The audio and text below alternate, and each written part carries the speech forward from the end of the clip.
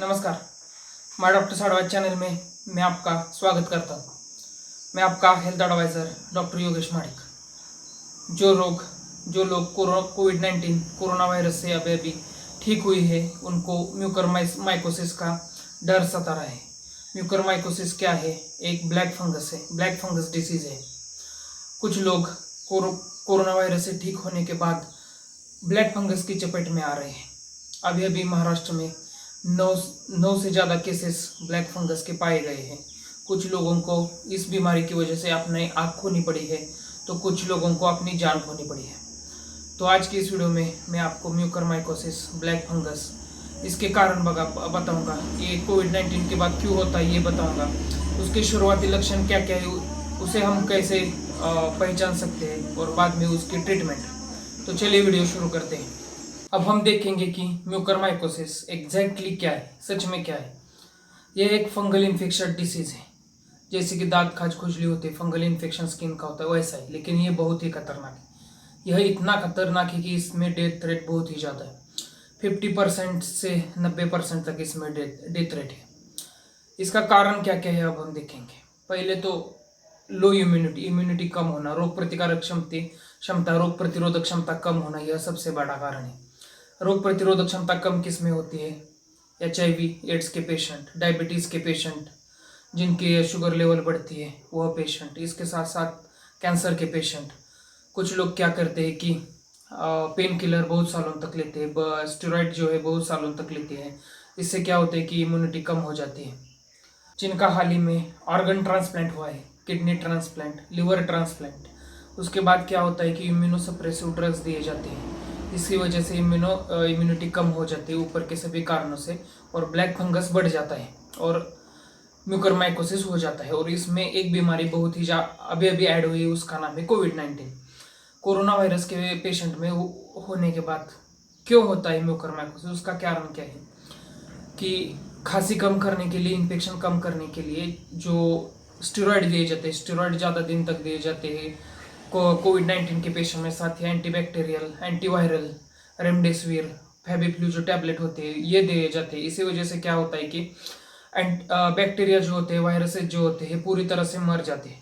उसीलिए fungus बढ़ने के लिए जगह तैयार हो जाती है, और इसी वजह से फंगस बहुत ही ज़्यादा बढ़ता है। कोविड-19 के बाद इम्यूनिटी कम हो जाती है, और लो इम्यूनिटी तो ब्लैक फंगस के लिए फायदेमंद ही है। ब्लैक फंगस जो है पहले साइनस को अटैक कर देता है इधर इधर। दूसरा जो है कि लंग्स यानी फेफड़ों पर अटैक करता है। तीसरा जो है ब्रेन पर अटैक करता है। अगर ब्रेन पर अटैक कर दिया जाए तो बोलने में परेशानी होना, पैरालिसिस होना, एक बगल सूजना, ऐसी तकलीफ होती है।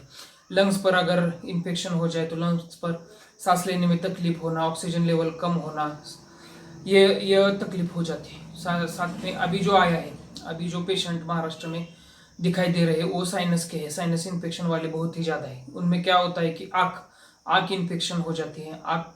उसके बाद आँख पहले क्या होता है कि आँख लाल होती है, आँख सूज जाती है, आँख दुखती है, आँख में से पानी आता है।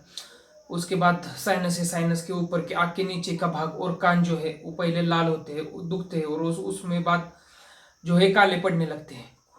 बहुत ही ज़्यादा केसेस होने पर, बहुत ही ज़्यादा बीमारी होने पर नाक में से काला पानी आने लगता है। Diagnosis of mucormycosis. डॉक्टर कैसे पता करेंगे कि आपको यह बीमारी है कि नहीं? क्या होता है कि आँख का जो स्त्राव आता है, नाक का जो काला पानी आता है, या फिर स्किन लाल हो गई होती है, उसमें से कुछ भाग निकाल कर टेस्टिंग के लिए लैब भेजा जाता है। उसमें अगर फंगस पाया जाए तो म्यूकरमाइकोसिस का डायग्नोसिस कन्फर्म हो जाता है। उसके बाद ट्रीटमेंट क्या देखेंगे। ओरल एंटीफंगल का कोई भी रोल इसमें नहीं, कुछ भी फर्क नहीं पड़ता। IV ही देना पड़ता है। एंटीफंगल जो ड्रग होते हैं वो IV ही देने पड़ते हैं।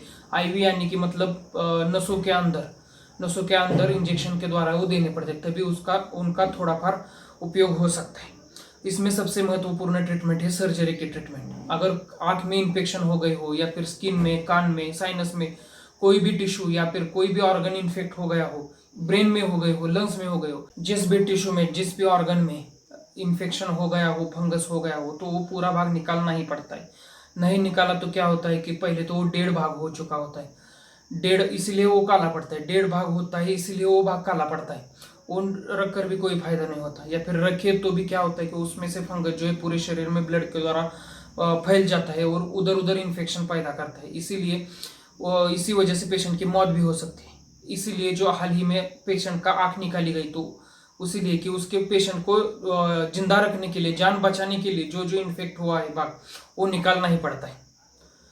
आज के इस वीडियो में मैंने आपको ब्लैक फंगस के बारे में पूरी जानकारी दी। मुझे लगता है आपको वीडियो पसंद आया होगा। पसंद आए तो उसे लाइक कीजिए, ज़्यादा से ज़्यादा शेयर कीजिए और my doctor side by channel को सब्सक्राइब कीजिए। नमस्कार।